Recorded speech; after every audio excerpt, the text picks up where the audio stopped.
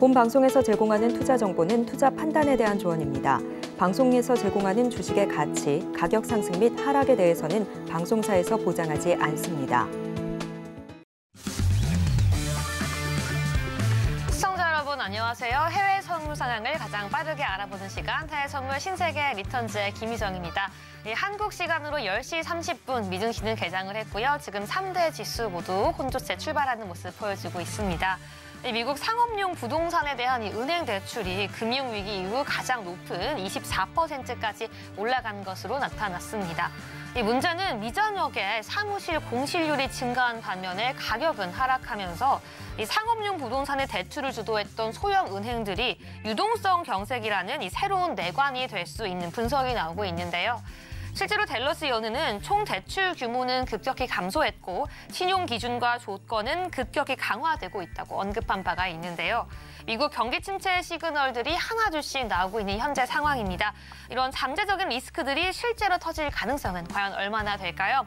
이 투자와 관련된 다양한 시나리오들과 대응책, 오늘도 우리 방송과 함께 하시면서 촘촘히 채워가시길 바라겠습니다.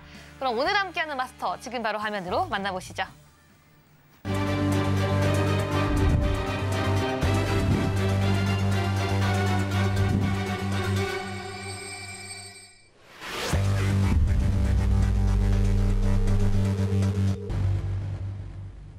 네, 한 주의 마지막 금요일 성경 마스터와 함께합니다. 안녕하세요. 네, 안녕하세요. 네, 우리 시청자분들께도 인사 부탁드릴게요. 네, 시청자 여러분 안녕하십니까, 성견 선생입니다. 오늘 이번 주는 월요일하고 금요일 날 첫 시작과 끝을 함께 하게 됐네요. 네, 시장이 굉장히 좀 혼란합니다. 근데 사실은 1년 전부터 이렇게 조금 혼란했었죠.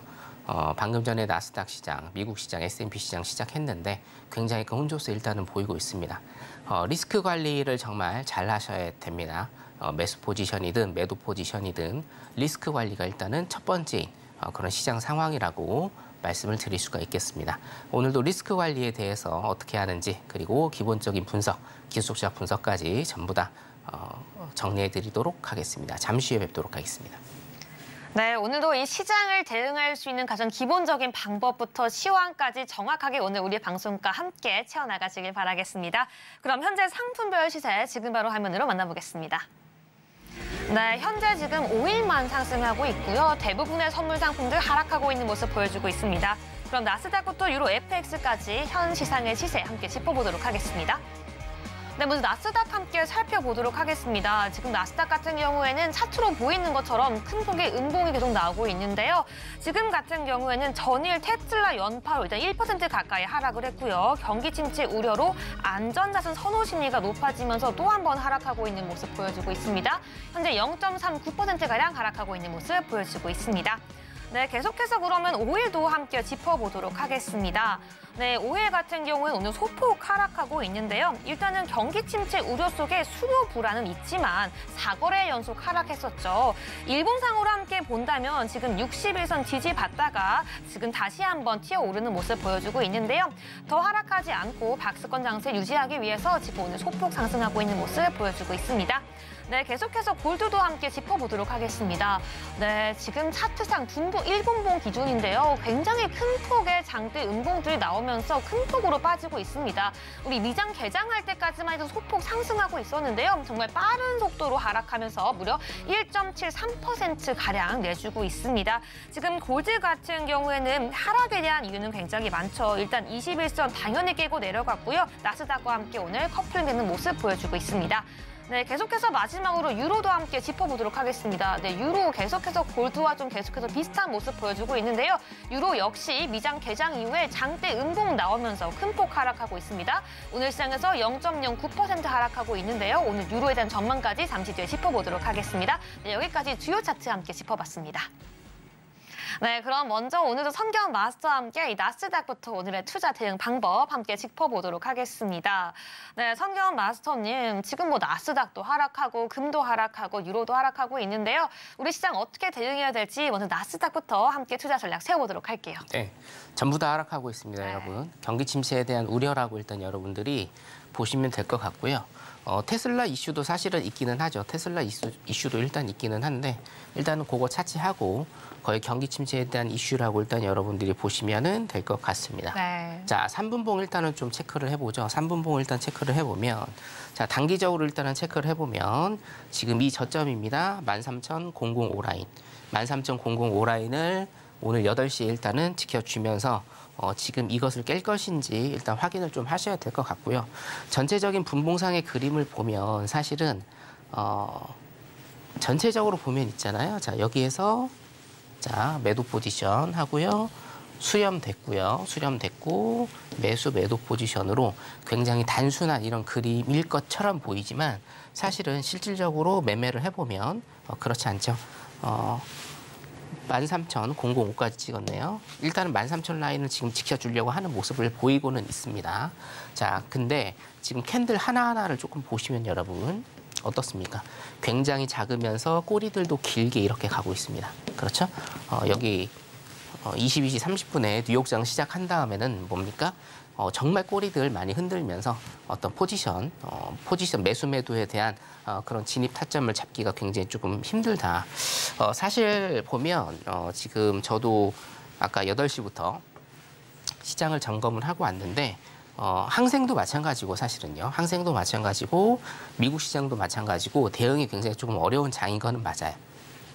자, 그렇기 때문에 요즘에는 시간을 조금 두시고 매매를 하시는 것도 하나의 굉장히 큰 팁이 될 수 있다. 어차피 이런 구간에서 매수든 매도 포지션이든 이런 구간에서 만약에 여러분들이 들어가신다라고 하면 있잖아요. 꼬리 긴 쪽에서 들어가신다라고 하면 버티기밖에 안 됩니다. 버티기밖에 안 되고 우리가 이제 흔히 얘기하는 기도매매라고 하죠. 기도매매. 내려가라, 올라가라. 이 정도의 기도매매 정도밖에 안 되기 때문에 확실한 포지션이 나오는 이럴 때 여러분들이 들어가셔야 된다. 지금 이제 23시가 다 돼 있는데 23시 이후에 일단은 매매를 하시는 거를 조금 권해드리고 싶어요. 요즘에는 항생도 마찬가지입니다. 항생도 10시 15분에 일단 시작을 하는데 그 이후에 네. 자리를 보시는 게 좀 유리하지 않나 일단 이렇게 생각이 들고요.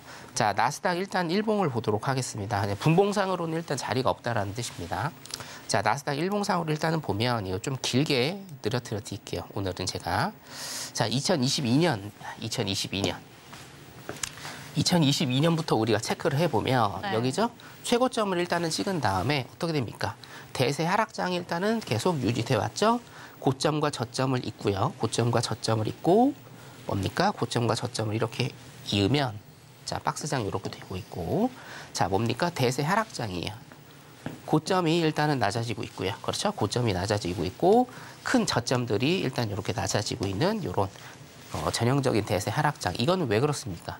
2022년 3월부터 뭐예요? 사실은 11월부터 우리가 테이퍼링을 했고요. 테이퍼링 조기 종료를 한 다음에 금리 인상을 전격적으로 단행을 했고 크고 빠른 금리 인상 하에서 굉장히 크게 대세 하락장이 지금 나타나고 있다라고 여러분들이 차트상으로 이렇게 그냥 보시면 돼요. 자, 그러면 이 조그만한 것들 있지 않습니까? 이 조그만한 예를 들면 이 조그만한 이런 반등들, 이런 조그만한 반등들은 여러분들이 뭐라고 보셔야 됩니까? 쉽게 얘기해서 기술적 반등, 그냥 기술적 반등. 우리가 대세 하락장에서 흔히 볼 수 있는 뭡니까? 기술적 반등이에요. 매도 우위에서 반발 매수세가 나온 거다라고 여러분들이 체크를 하시면 될 것 같고요. 기술적 반등이 아직도 이어지고 있다라는 겁니다. 자, 그러면 이거를 조금 크게 놓고 보도록 하겠습니다. 네. 자, 전체적인 그림은 대세 하락장이 아직도 이어지고 있다라고 여러분들이 일단 그렇게 생각을 하시면 되겠고 2023년부터 일단은 보도록 할게요.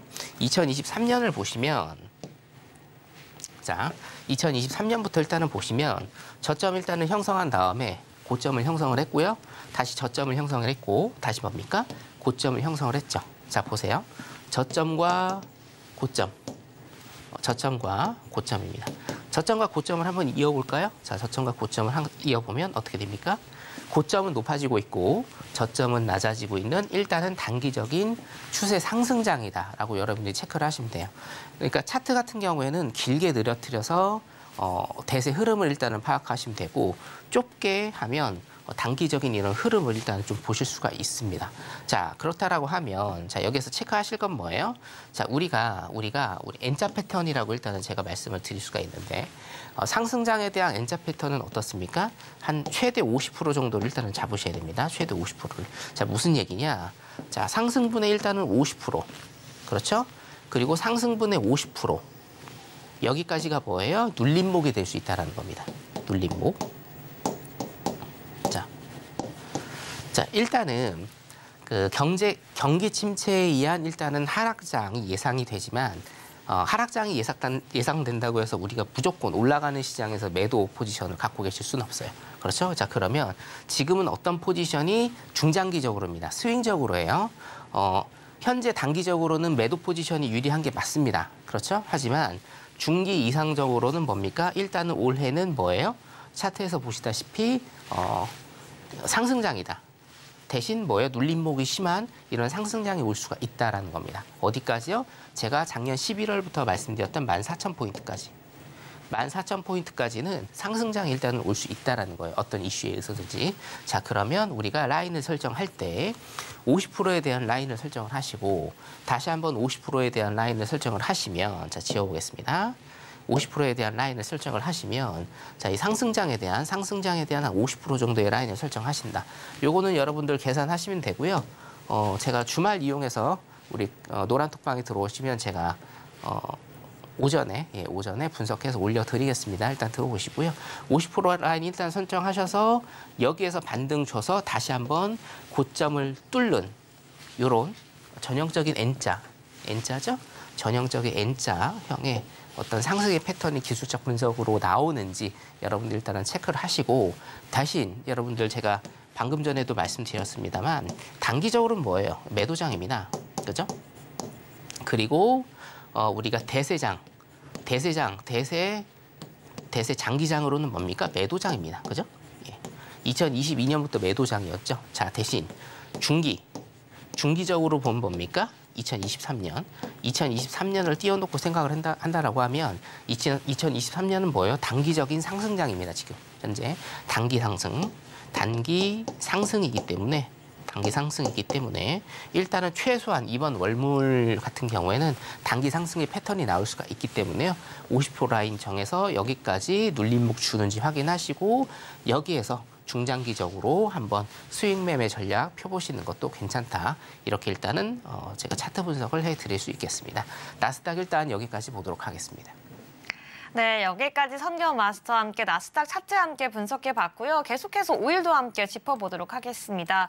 지금 거의 대부분의 모든 선물들이 하락하고 있는 가운데 오일만 상승하고 있는데요. 선경 마스터님, 오늘 오일 어떻게 대응 한번 해봐야 될까요? 사실은 오일 같은 경우에도요. 지금 상승은 아니에요. 지금 보시면 네. 오늘은 상승입니다. 예, 오늘은 앵커님께서 말씀하신 대로 상승이 맞는데 자, 오일은 제가 항상 지금 강조를 몇 가지 드리고 있죠. 조금 작게 보겠습니다. 네. 오일 같은 경우에는 제가 강조를 드리는 것들이 뭡니까? 수요와 공급 이론은 제가 계속적으로 강조를 드려요. 왜냐? 오일 같은 경우에는 저에 대한 분석, 제 스스로의 분석은 오일 같은 경우에는 작년 초부터 수요와 공급에 관한 굉장히 큰 이슈들로 인해서 가격이 왔다 갔다 하는 그런 모습을 보이고 있다는 겁니다. 자, 크게 보면 11월부터 뭡니까? 작년 11월부터 박스장 지금 일단은 형성을 하고 있어요. 요거 제외하고 박스장 형성하고 있고 자, 수요는 제가 뭐를 봐야 된다고 말씀드렸습니다. 미국의 경기 침체. 자, 미국의 경기 침체가 있다라고 하면 오일은 굉장히 많이 빠지는 모습을 보인다라는 겁니다. 어떻게요? 이렇게. 단기적으로 오늘은 과대 매도에 따른 기술적 반등이라고 일단 여러분들이 그냥 체크를 하시면 될 것 같고 왜냐하면 계속 내려가는 거 없고 계속 올라가는 거 없잖아요. 그렇기 때문에 단기적인 하락분에 대한 뭡니까? 기술적 반등이라고 오늘 보시면 될 것 같고 공급 문제는 제가 뭐라고 얘기했나요? 러시아 전쟁, 그죠? 러시아 전쟁하고 뭡니까? 공급이니까 오펙 플러스의 감산과 증산 이슈.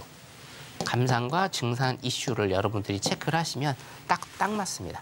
그래서 앞으로도 여러분들 5일 같은 경우에는 차트만 보시는 기술적 분석 하실 필요 없어요. 기본적 분석 일단 이 두 개 보시면 돼요. 미국의 경기 침체. 미국의 경기 침체에 대한 이슈가 불거지면 어떻게 돼요? 시장 많이 빠집니다. 그다음에 러시아 전쟁하고 오펙 플러스에 대한 뭐 증산, 감산 이런 이슈. 그리고 뭡니까? 플러스 알파죠. 공급에 관한, 수요에 관한 게 아니고 공급에 관한 어떤 이슈, 플러스 알파에 대한 이슈가 있으면 시장은 오르게 된다. 일단 그거를 체크를 하셔서 여러분들이 매매를 하시면 될 것 같고, 자, 제가 라인을 일단 좀 설정을 해드리면 사실은 작년 11월부터가 아니라 좀 더 됐거든요.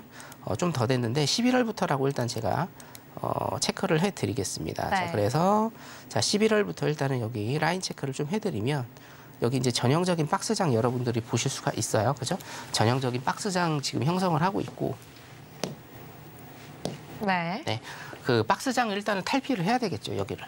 탈피를 해야 되겠습니다. 자, 박스장이라고 한다라고 하면 지금 5일은 어때요? 5일은 다시 밑으로 70달러 선. 그러죠? US 달러 70달러 선까지 일단은 내려올 수 있는 이런 룸이 보인다라는 겁니다. 물론 여기 지금 자, 요거를 제가 조금 디테일하게 좀 설명을 드리면 이게 조금 어려울 수 있습니다만 뭡니까? 이때 오펙의 감산 이슈가 뜨고 갑자기 올랐죠. 여기가 텅 비었습니다. 매물대가 비었다라는 표현을 우리가 하거든요. 자, 매물대가 비었으면 어떻게 돼요? 이 매물대를 채우러 옵니다, 여러분.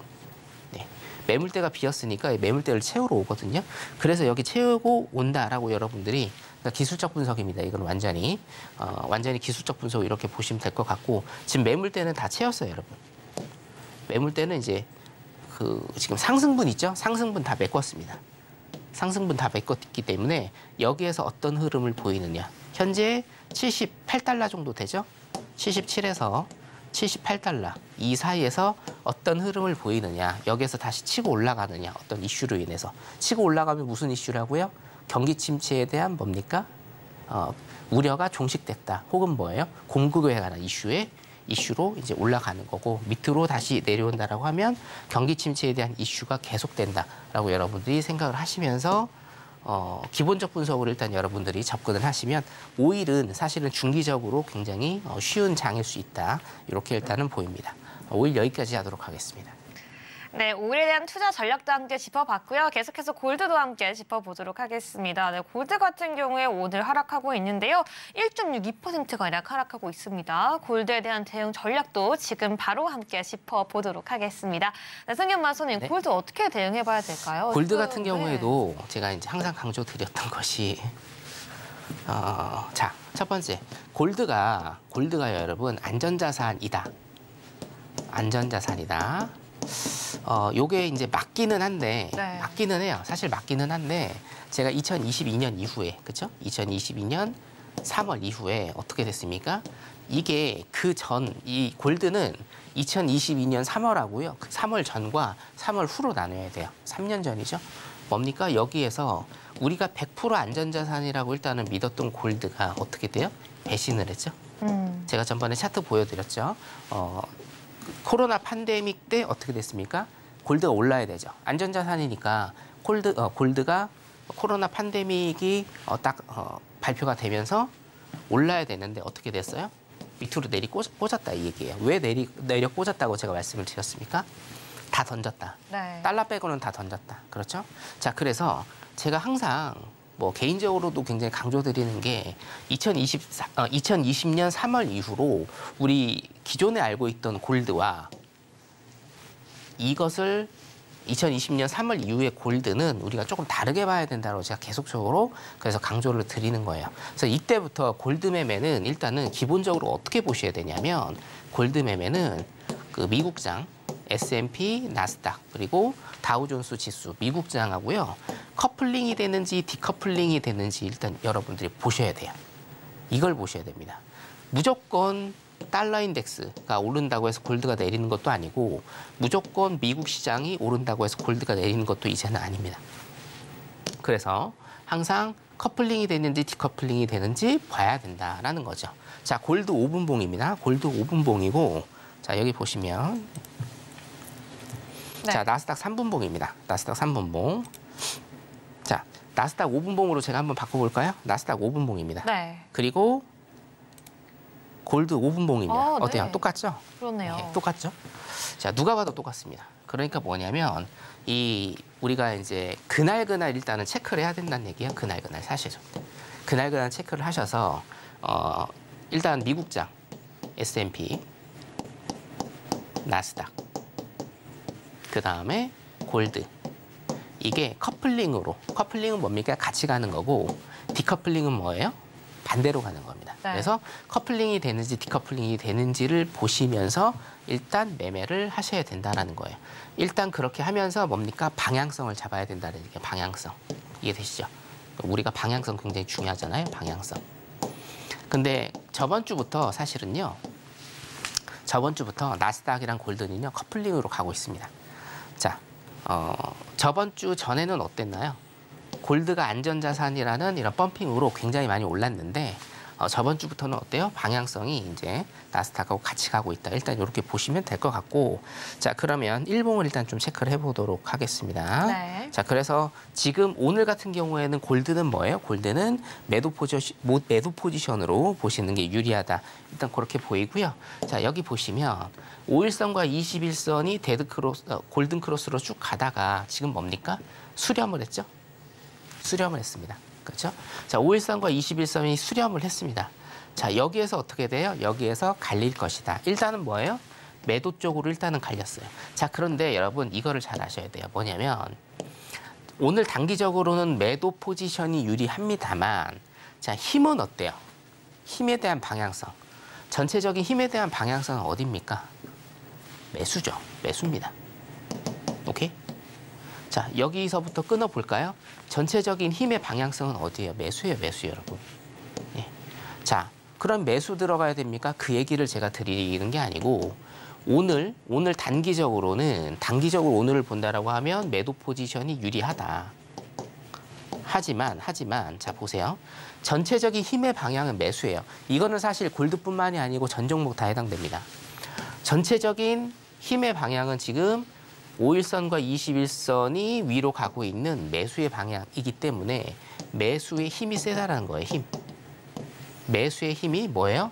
매도의 힘보다 세다라는 겁니다. 자, 그러면 여기에서 매도 들어갔다. 좋아요. 왜냐? 오늘은 전체적으로 뭡니까? 오늘은 매도 포지션이라고 제가 말씀드렸으니까 매도 들어가는 거 좋습니다. 방향성 좋아요. 대신 뭡니까? 짧게 끊고 나오셔야 됩니다. 이해되시죠? 왜요? 매수의 힘이 더 세기 때문에 많이 못 갑니다. 일단 이해되시죠? 예, 그렇기 때문에 제가 차트를 조금 그려드린다고 하면 이런 거 같은 경우에는 지금 이제 오늘 장이 끝나면 내일 새벽이죠. 내일 새벽 5시에 장이 끝나면 5일선이 내려오고 이제 21선이 이렇게 데드크로스가 되겠죠. 예, 데드크로스가 일단은 된 다음에 네. 어떻게 돼요? 양봉이나 음봉이 이렇게 좀 많이 몇 개 한 일주일 정도 이렇게 생성이 될 거고 거기에서 또다시 밑으로 내려가느냐 위로 올라가느냐 해서 방향성이 설정이 될 겁니다. 자, 그러면 뭡니까? 그러면 자, 이게 중요하죠. 여기에서 많이 당한단 말이에요. 자, 오늘 매도다 해서 매도 들어가는 거 좋아요. 대신 뭐예요? 매수로 다시 치고 올라올 수 있는 가능성이 많다. 왜? 전체적으로는 매수의 힘이 세기 때문에.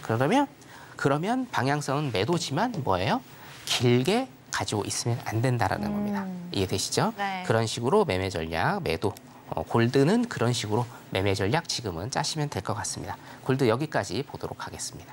네, 오늘 이 골드에 대한 매매 전략까지 함께 굉장히 자세하게 짚어봤습니다. 우리 방송에서 계속해서 이 시장을 대응할 수 있는 투자 전략, 시황, 그리고 차트 기법까지 설명해주고 있는데요. 방송 이후에도 다음 주 대응을 위해서 선경 마스터와 함께할 수 있는 방법이 있죠.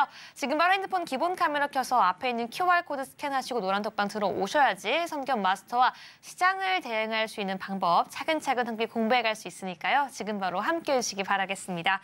네, 이번에는 오늘 투자자들이 가장 관심 있게 봤던 오늘의 이슈 함께 살펴보겠습니다. 글로벌 핫 이슈 지금 바로 화면으로 만나보시죠. 네, 첫 번째 뉴스입니다. 미국의 부채 한도 협상 실패가 금융시장을 뒤흔들고 연준의 금리 인하를 촉발할 가능성이 있다는 주장이 나왔습니다. 뱅크 오브 아메리카의 신용 전략가 유리 셀리건은 부채 한도 협상 실패로 인한 경제적 피해는 여전히 금리를 조기에 혹은 대폭 인하하면 상쇄될 수도 있지만 금융 시스템 혼란이 미치는 영향은 정량화하기가 힘들고 부채 한도가 상향되지 않을 경우 연간 GDP의 5%가 감소할 것으로 추정했습니다. 네, 계속해서 두 번째 뉴스입니다. 이번 주 1분기 실적을 발표했던 미국 중소형 은행들의 예대 마진이 일제히 하락한 것으로 나타났습니다. 실리콘밸리 은행 파산 이후 대규모 예금 이탈 우려는 잠재웠지만 예금 금리 인상 조치로 인해 수익성 방어에는 실패한 건데요.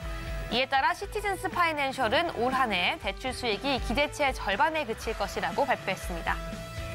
마지막으로 세 번째 뉴스입니다. 어제 발표된 미국의 주요 경제 지표가 일제히 경기 침체의 가능성을 가리켰습니다. 인플레이션 장기화론과 하반기 경기 침체설이 공존하던 시장에서도 점차 후자에 무게를 두는 분위기인데요.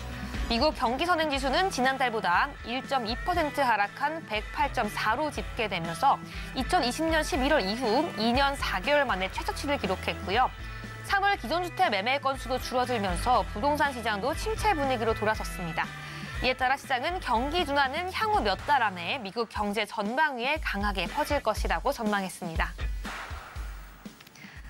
네, 이렇게 주요 헤드라인 함께 짚어봤는데요. 먼저 첫 번째 이슈부터 선경 마스터와 함께 알아보도록 하겠습니다. 네, 마스터님, 첫 번째 이슈입니다. 이 미국이 정말 셧다운하게 될 경우에 연준이 그때 가서는 금리 인하를 할 것이라는 뉴스가 나왔는데요. 이 기사 어떻게 보시는지 지금 바로 한번 들어보도록 하겠습니다. 네. 자, 이 기사 같은 경우에는 2021년부터 제 방송을 들어보셨던 분들은 기억이 나실 건데 요거 잘 모르실 겁니다. 대부분의 분들이. 그래서 네. 요거 일단은 설명을 제가 간략하게 조금 드릴게요. 정부 셧다운인데요. 요거에 대해서 제가 설명을 좀 드리겠습니다. 이게 뭔지. 자, 되게 간단합니다. 뭐냐면 자, 미국이 제가 제가 월요일 날 설명을 하나 좀 드린 게 있죠. 네. 미국의 디폴트, 그렇죠? 디폴트. 맞습니다. 채무 불이행입니다. 이제 돈을 못 갚는 거예요. 국가도 뭡니까? 정부도 제가 뭐라고 말씀드렸어요? 채무가 있다. 정부의 채무는 돈을 어디다 쓴 거예요? 국민들한테 쓴 겁니다. 예, 그렇기 때문에 정부는 항상 이 부채를 안고 간다라고 제가 말씀을 드렸고 정부를 기업 논리로 절대 봐서는 안 된다라고 제가 말씀드렸어요. 근데 미국 같은 경우에는 지금 부채가 굉장히 많기 때문에 채무를 불이행할 디폴트의 가능성이 있다라는 건데 자, 제가 전번 시간에 한 거 조금 정리를 해드리면 디폴트의 가능성이 있는 거지 실제로 디폴트가 올 가능성은 없다. 없다. 왜냐? 실제로 디폴트가 와버리면 민주당이나 공화당이나 좋을 게 하나도 없습니다. 공화당도 마찬가지로 좋을 거 하나도 없어요. 왜냐? 니네 때문에 디폴트 왔다라고 일단 이렇게 하기 때문에. 자, 그럼 뭡니까? 실제로는 디폴트 올 가능성이 별로 없다라는 거예요. 자, 그럼 우리가 뭐를 지금 포커스에 맞춰야 되느냐? 자, 일단은 셧다운이라는 거를 모르시는 분들이 좀 많을 거예요. 그래서 셧다운에 대해서 제가 조금 설명을 해드리도록 하겠습니다. 네. 굉장히 쉬워요. 우리가 자, 정부가 빚을 갚아야 돼요. 그런데 정부 산하에 정부도 공무원들이 있죠. 그렇죠. 예, 그 사람들 연금도 줘야 되고 월급도 줘야 됩니다. 그렇죠? 네. 그거를 막아버리는 겁니다. 이게 셧다운이에요. 그러니까 쉽게 얘기하면 관공서의 문을 닫아버리는 거예요. 우리가 이제 샷다를 내린다라는 표현을 쓰지 않습니까? 네. 그겁니다. 그게 셧다운이에요. 그래서 관공서의 문을 닫아버립니다. 연금 안 줍니다. 월급 안 줍니다. 쉽게 얘기해서. 그 돈을 어떻게 해요? 그 돈을 빚 갚는 데 쓰는 거예요. 그게 셧다운이에요. 그래서 우리 금리 인상 때도 이거를 제가 조금 비유를 해드리자면 우리 금리 인상 때도 이런 게 있었어요. 기억나실 겁니다. 자, 이거 네. 다음 장에 제가 일단 좀 한번 써볼까요? 네. 네. 자, 금리 인상 때도 어떤 게 있었나요? 이거 제가 프로세스가 있다라고 말씀을 드렸죠. 금리 인상 네. 프로세스. 어떻게 됩니까? 첫 번째, 테이퍼링. 테이퍼링을 시행을 한 다음에 이제 돈을 옥죄는 겁니다. 테이퍼링 시행한 다음에 뭡니까? 이거 보면서 금리 인상을 고려를 하고 실제로 금리 인상을 한 다음에 금리 인상이 이게 안 먹히면 뭐예요? 긴축을 한다. 이게 QT죠? 요거를 한다라고 제가 말씀을 드렸어요. 이게 금리 인상 프로세스인데, 자, 테이퍼링을 실제는 어땠습니까? 테이퍼링을 실제를 하고 3개월 만에 조기 종료를 해버렸어요. 조기 종료. 사실은 테이퍼링을 실시하고 금리 인상까지 최소한 6개월에서 1년 정도는 봐야 됩니다. 정책 하나 했다고 해서 곧바로 넘어갈 수는 없어요. 그쵸. 좀 보고 결과를 보고 넘어가는데 뭡니까? 3개월 만에 조기 종료를 해버렸고요. 그 다음에 금리 인상을 바로 했죠.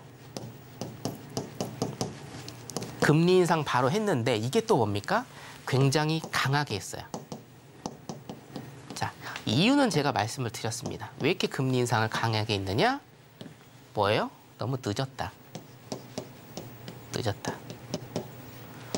금리 인상은 2021년도에 했어야 됩니다. 근데 뭡니까? 2022년도 3월에 했습니다. 금리 인상 굉장히 강하게 하면서 여러분 기억나실 겁니다. 자, 금리 인상 한 다음에 고려한 다음에 금리 인상하고 그 다음에 추이 보고 6개월에서 1년 있다가 뭡니까? 또 QT를 해야 되거든요. 긴축 정책을 또 펼쳐야 되는데 이거 금리 인상 한 다음에 얼마 있다가 한지 아세요? 2달 만에 했습니다. 2달. 아, 네. 그러니까 사실은 보세요, 여러분. 사실은 1년에서 2년 걸려야 되는 거를 뭡니까? 지금 1년 만에 다 끝내버린 거예요. 네. 금리 인상까지 전부 다. 예. 여기까지 전부 다. 자, 이것도 똑같아요. 이 셧다운도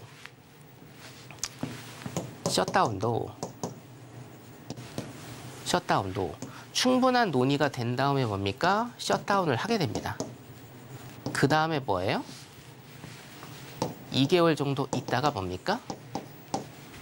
부채 한도를 늘려야 돼요. 자, 그런데 지금 뭐예요? 벌써부터 셧다운 얘기가 지금 일단 나오고 있는 이유 뭡니까? 6월 달에 일단 1차적으로 이거 협의를 봐야 되기 때문에 별로 안 남았어요, 네. 여러분. 자, 그러면 이 셧다운이 뭐가 문제가 되느냐? 사실은 모든 것은요, 여러분. 요즘의 모든 이슈는 네. 미국 국채에 달려 있습니다. 미국 국채. 이것도 제가 저번에 설명을 드렸죠. 월요일 날 설명드렸죠. 뭡니까? 가장 안전하다고 우리가 믿고 있는 세계 두 가지의 자산. 첫 번째 뭐예요? US 달러. 그 다음에 뭡니까? 미국 국채입니다. 미국 국채인데, 자, 지금 미국 정부 같은 경우에는 돈을 갚아야 되는데 갚을 돈이 없어요. 그리고 돈을 무조건 갚아야 되죠. 돈은 무조건 갚아야 돼요. 나라가 망하면 안 되니까. 돈을 갚아야 되는데, 자, 돈을 갚으려면 뭘 발행해야 된다고? 국채 발행해야 돼요. 그렇죠. 그럼 뭡니까? 빚이 일단은 늘어요. 오케이. 빚이 느는 것까지는 괜찮다라고 생각하실 수도 있는데 이 자료를 보시면 얼마나 심각한 상황인지 지금 보실 수 있을 겁니다. 자, 이번 4월에 제가 강연회 하면서 여러분들한테 보여드렸던 이게 뭡니까? 연방정부, 미국의 총부채입니다, 여러분. 미국의 총부채. 이게 지금 어디서부터 나와 있는 거냐면 1970년대, 그 다음에 1970년대 70년대하고 80년대까지 폴 볼커 시절에 엄청난 인플레이션에 지금 시달렸거든요. 거기에 정부 부채가 이 정도밖에 없었어요, 여러분. 보이세요? 잘 안 보이시죠? 이 정도밖에 없었어요. 네. 자, 그리고 나서 뭡니까? IT 버블 때 부채가 요 정도 늘었고요. 자, 기울기를 보시면 됩니다, 여러분. 자, 이때가 언제였나요? 기울기가 가팔라졌죠? 이때가 언제였습니까? 정말 이때 미국이란 나라가 정말 날아갈 뻔한 뭡니까? 리만 브러더스 사태. 모기지 사태죠? 모기지론 사태. MBS 저당 사태입니다. 자, 이때 엄청난 경제 위기와 금융 위기를 겪었고 미국이 이때 뭐였어요? 유럽으로 돈 꾸러 다녔습니다. 이때 기울기가 이 정도였어요. 그래서 뭡니까? 경기를 살리기 위해서 돈을 엄청나게 많이 풀어서 여기에서 사실은 우리가 지금 알고 있는 뭐 헬리콥터 머니네 이런 용어들 있잖아요. 이런 용어들이 사실은 여기에서 다 생겨난 거예요. 네. 이전에 경제학 배우셨던 분들은요. 헬리콥터 머니 뭐 이런 거 잘 몰랐을 겁니다. 자, 기울기만 보세요. 기울기만. IT 버블, 미국의 경제 위기였던 리만 브러더스 사태고요. 자, 지금은 어떤가요? 2020년 코로나부터. 정말 자, 가파르네요. 3년밖에 시간이 안 지났는데 자 보세요. 2009년부터 2020년까지 11년이죠. 11년 동안 기울기가 이 정도였는데 3년 만에 기울기가 이 정도로 불어난 겁니다. 불어났어요. 자, 그러면 미국은 이 부채 한도를 늘리기 위해서 뭡니까? 국채를 발행을 해야 돼요, 무조건. 국채를 발행을 해야 된다. 오케이? 네. 자, 그러면 이거 하나 더 보여드리겠습니다. 빚을 더 늘릴 수밖에 없는데 네. 진짜 빚을 더 많이 늘리면 안 되는 이유가 여기 있어요. 이것도 제가 여러분들한테 2021년부터 보여드렸던 건데 자, 이게 뭐냐면 1년 동안 미국이 우리가 이제 숨만 쉬어도 몇백만 원 나간다고 하지 않습니까? 네. 생활비가. 미국은요. 제가 2021년도에 이거 자료를 보여드렸거든요. 이때 자료 보여드릴 때요.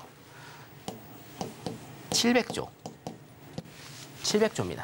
네. 이자만. 숨만 쉬어도요. 네. 네. 1년 동안 미국에서 숨만 쉬어도 갚아야 될 이자가 700조입니다. 700조. 이때였습니다, 여러분. 보이세요? 제가 말씀드린 700조가 이때였고요.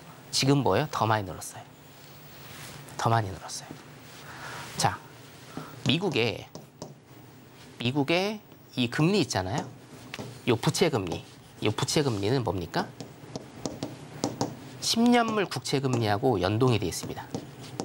10년물 국채 금리랑 연동이 되어 있습니다. 국채 금리가 오르게 되면 미국은 뭐예요? 숨만 쉬어도 지금 800조가 넘어갑니다. 800조 이상 숨만 쉬어도 갚아야 돼요. 자, 근데 국채에 대해서 제가 저번 시간에 설명을 드렸죠. 네. 전에 기사를 한번 볼까요?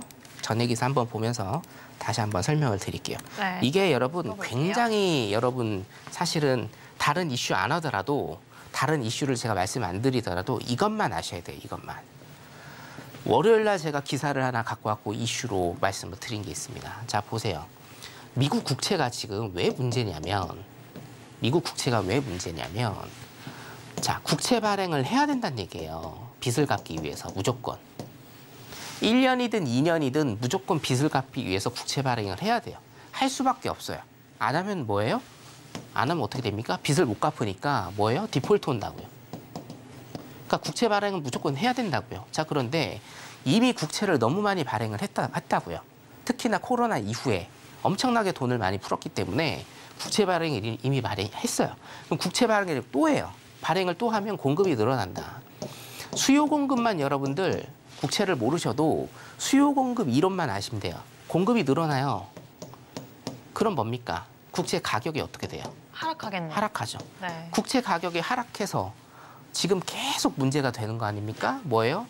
실리콘밸리 뱅킹 파산했죠. 그렇죠. 그리고 제가 월요일 날 이거 말씀드렸죠. MMF, 미국의 MMF. 이게 뭐예요? 실리콘밸리 뱅킹이 파산을 하니 그냥 우리 이쪽으로 가자라고 해서 돈이 이쪽으로 옮겨왔단 말이에요. MMF로. 근데 MMF에 투자를 하는 게 뭐예요? MMF가 투자를 하는 게 여기 있지 않습니까? MMF의 투자 포트폴리오는 뭐예요? 미국 국채에 쏠려 있다는 거예요. 그러면 이 미국 국채가 가격이 또 하락하면 MMF는 어떻게 돼요? 이것도 부서지는 겁니다. 이해되시죠? 자, 그러니까 이게 사실은 문제가 엄청나게 심각한 그런 지금 상황이다라는 겁니다. 정리 한번 다시 해드리면 네. 자, 여러분 미국이 셧다운이 될 거냐 혹은 미국이 디폴트에 빠질 거냐 사실은 이게 중요한 게 아니에요. 안 갑니다. 조금 있으면 미국 대선인데 민주당이나 공화당이나 자신들이 유리한 포지션을 선점을 하기 위한 거니까 안 가요. 셧다운 안 갈 겁니다. 그리고 뭐예요? 디폴트 안 옵니다. 무조건 부채 한도 늘릴 거예요. 그리고 뭡니까? 국채 발행할 거예요. 문제는 뭐예요? 그때부터란 얘기입니다, 여러분. 미국 국채를 가지고 있는 미국의 은행들, 우리나라 국민연금도 마찬가지였죠. 네. 그리고 뭡니까? 한국은행도 아마 갖고 있을 겁니다. 나라로 볼까요? 지금 미국 국채를 가장 많이 가지고 있는 나라 어디예요? 일본. 2위 어디입니까? 중국입니다. 자, 원래는 중국이 1위였어요. 근데 뭐예요? 중국 지금 2년 전부터 미국 국채 엄청나게 많이 팔고 있습니다. 지금 이 시간에도 엄청나게 많이 팔고 있어요. 왜 파느냐? 자, 여기까지 들어가면 꼬리에 꼬리를 물기 때문에 노란 톡방 들어오시면 이것도 제가 설명드릴게요. 왜 파느냐? 중국도 뭐예요? 자, 결론부터 말씀드릴게요. 하나만. 네. 중국도 지금 돈이 필요해요. 그래서 파는 거예요, 그냥. 자, 계속 파니까 뭡니까? 공급은 계속 늘어나요, 여러분. 국채에 대한 공급이. 그럼 뭐예요? 계속 떨어진다니까요, 국채 가격. 국채 가격 계속 떨어지면 뭡니까? 일본, 중국 많이 갖고 있죠. 그리고 우리나라도 갖고 있죠. 그 다음에 뭡니까? 미국 내 자국 은행들 굉장히 많이 갖고 있죠. 그리고 일본이 만약에 국채 가격이 많이 떨어져가지고 일본이 만약에 어려워진다라고 하면 일본이 투자한 우리 동남아시아 국가들 뭡니까? 다 어려워지죠. 이게 지금 여러분 미국 국채에 대한 문제가 정말 이 기사는 몇 줄 안 되는데 거기에서부터 시작을 해서 넘어가는 파장이요 어마어마합니다. 자, 실예를 제가 들어드리면 우리 2009년도에 죄송합니다. 네. 2009년도에 모기지 사태, 리만 브라더스 사태가 났을 때 여러분 거기에 관련된 돈이 얼마 때문에 이게 터졌는지 혹시 제가 노란톡방 계신 분들한테 말씀드렸는데요. 70조 정도예요. 네. 70조 정도의 돈 때문에 결론적으로는 미국에서 500만 명이 집을 잃었습니다. 70조밖에 안 돼요. 70조 달러가 아니고 우리나라 돈으로 70조밖에 안 됩니다. 우리나라 한 해 예산의 한 10분의 1 정도? 그 정도밖에 안 되죠. 이 돈 때문에 미국이 500만 명의 뭐예요? 하우스푸어가 생긴 거예요. 500만 명이 그냥 길거리로 내몰린 겁니다, 여러분. 자, 지금 미국 국채 있잖아요. 미국 국채는 뭐랑 연결하셔야 돼요? 다른 거랑 연결하실 필요 없어요. 처음에는 지금 미국의 부채가 굉장히 심각한 상황이고 이게 만약에 가격이 다운돼서 이게 터지게 된다라고 하면 이거는 미국 자국 내 문제만은 아니게 된다. 그리고 뭡니까? 미국이 부채 한도 협의를 해서 국채를 발행해서 그게 시장에 풀리는 순간 그 국채가 풀리는 순간 그때부터 문제의 시작이다라고 여러분들 일단은 이렇게 인지를 하시면 될 것 같습니다. 첫 번째 이슈 굉장히 조금 무거운 주제였는데요. 일단 여기까지 하도록 하겠습니다. 네, 첫 번째 이슈까지 함께 철저하게 점검해봤고요. 저희는 그럼 빠르게 두 번째 이슈로 넘어가 보도록 하겠습니다. 네, 지금 미국 중소형은행에서 이 수익성 방어에 실패하고 있다는 이슈입니다. 첫 번째 이슈에 좀 이어지는 이슈가 아닌가 싶은데요. 두 번째 이슈도 함께 짚어보도록 하겠습니다. 네. 자, 여러분들 주식하시는 분들은 잘 아실 건데 자, 금리가 인상이 되면 은행주는 어떻게 돼요? 은행주들은 어떻게 됩니까? 이것도 사실 굉장히 중요한 이슈인데. 네, 그러니까 상승하죠. 그렇죠? 네. 왜냐하면 실적이 좋아지니까. 그렇죠? 돈을 더 많이 버니까. 그런데 지금 뭡니까? 예대 마진 방어 실패했어요. 무슨 얘기냐면 자, 금리 상승 시기인데 자, SVB가 파산을 했어요. 자, 금리가 상승돼서 뭡니까? 채권의 가격이 떨어졌어요. 채권의 가격이 떨어져서 자, 금리 상승, 국채 금리 상승, 국채 가격 하락. 그래서 뭐예요? 국채 가격이 하락해서 SVB가 파산. SVB가 파산을 하고 뱅크런이죠. 뱅크런을 보고 사람들이 미 중소은행에 예금을 한 사람들이 예금을 뺐어요. 네. 예금을 뺐습니다. 자, 그러면 예금 뺀 거를 다시 예금을 예치하려면 어떻게 해야 됩니까? 예금 금리를 높여줘야 되겠죠. 네. 예금 금리를 높였습니다. 자, 요거 제가 한 2주 전에 설명을 일단은 드렸는데 예대 마진입니다. 예대 마진. 네. 자, 다음 페이지로 제가 일단 넘어가도록 하겠습니다. 예대 마진. 예대 마진이요. 예금과 대출의 이 이자 그렇죠. 차이잖아요. 예, 맞습니다. 예대 마진이요. 예대 마진. 자, 예금 금리는 뭡니까?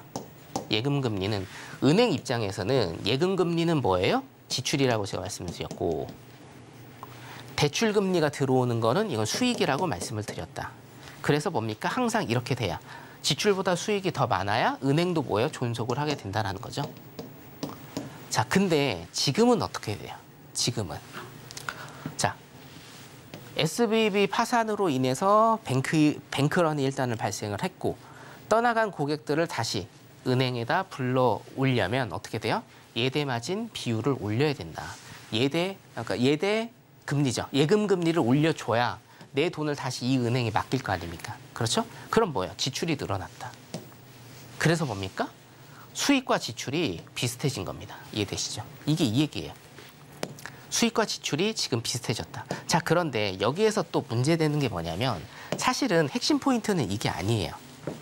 이 기사도 여러분들 인사이트를 보실 줄 아셔야 돼요. 그래서 이 기사가 지금 얘기하는 거는 뭐냐면 자, 은행 같은 경우에 지금 수익성 방에 일단은 실패를 했어요. 그렇죠? 예대 마진이 잘 안 나옵니다. 예대 마진이 잘 안 나와요. 그러면 수익성 확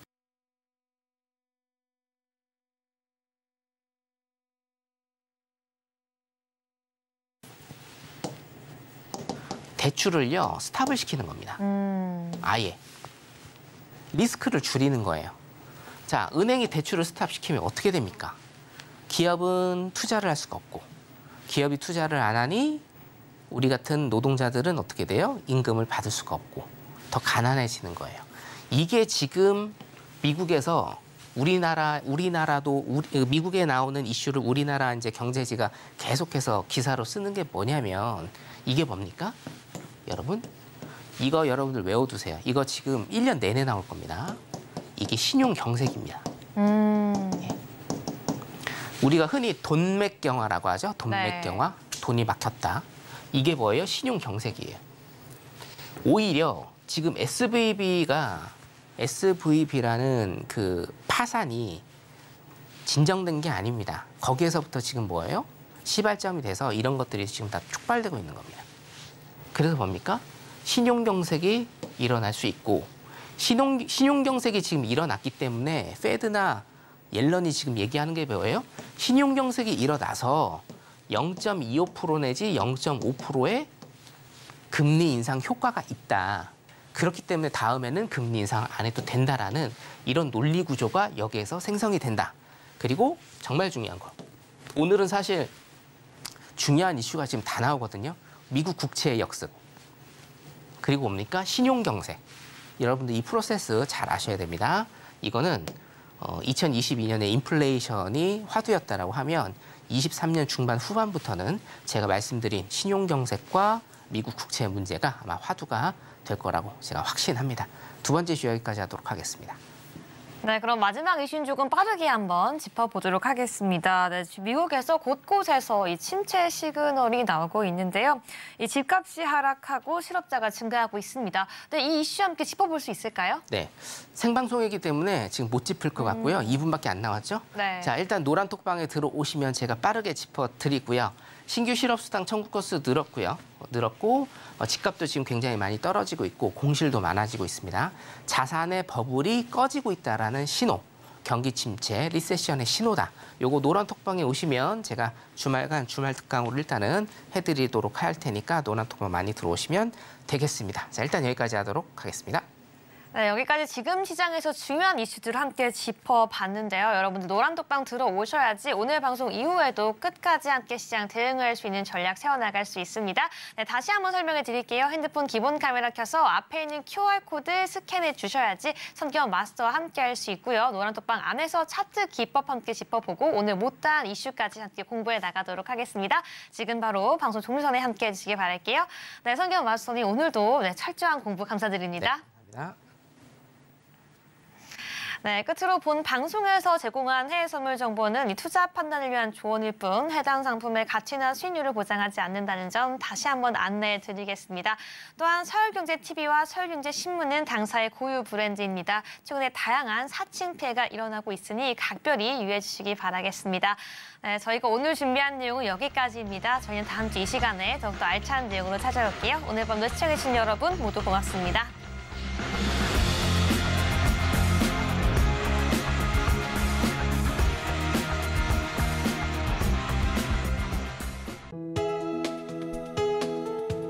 본 방송에서 제공하는 투자 정보는 투자 판단에 대한 조언입니다. 방송에서 제공하는 주식의 가치, 가격 상승 및 하락에 대해서는 방송사에서 보장하지 않습니다.